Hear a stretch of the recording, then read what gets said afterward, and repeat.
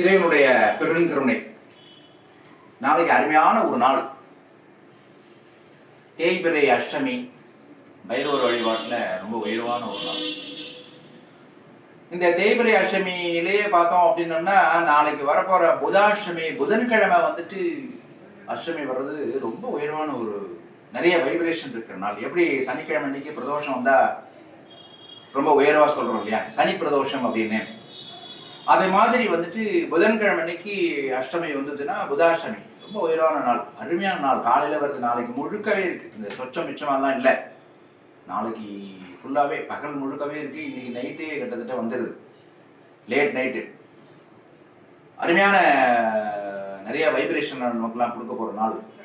இந்த நம்ம கோயிலை பொறுத்தளவுக்கு பார்த்தோம்னா வளர்பிறை தேய்பிறை ரெண்டுமே சிறப்பாக பண்ணுறோம். அதில் நம்மக்கிட்ட வந்துட்டு வளர வேண்டிய நிகழ்வுகள், கல்வி, செல்வம், புகழ், செல்வாக்கு, இதெல்லாம் பார்த்தோம் அப்படின்னோம்னா வளரணுங்கிறதுக்காக வளர்பிறையில் வந்துட்டு வளர்பொழுதுல சுவாமிக்கு பூஜை நடக்கும்.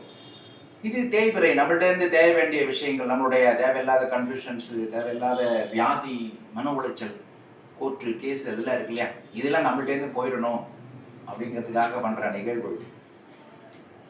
அதில் வந்து நாளைக்கு பார்த்தோம்னா காலையிலேயே சிறப்பான அபிஷேகம் சுவாமிக்கு, சிறப்பான அபிஷேகம் பூஜை. அதுக்கப்புறமா சாயந்தரம் நாளைக்கு 4:30 மணிக்கு ஆரம்பித்து சுவாமிக்கு வந்துட்டு மூலமந்திர ஜபம், எல்லா விதமான ஸ்லோகங்களும் ஜபம், எல்லா விதமான ஆகுதியும் கொடுக்கறது.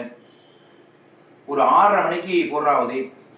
அதுக்கப்புறமா சுவாமிகள்லாம் சிறப்பான அபிஷேகம். சுவாமி உள்மரமனை, நாளைக்கு எல்லா விசேஷமும் இருக்குது.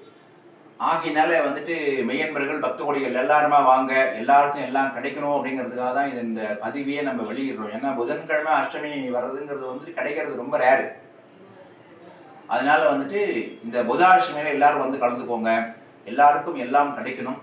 அதுதான் நம்மளுடைய நோக்கம், வேண்டுதல், பிரார்த்தனை எல்லாமே.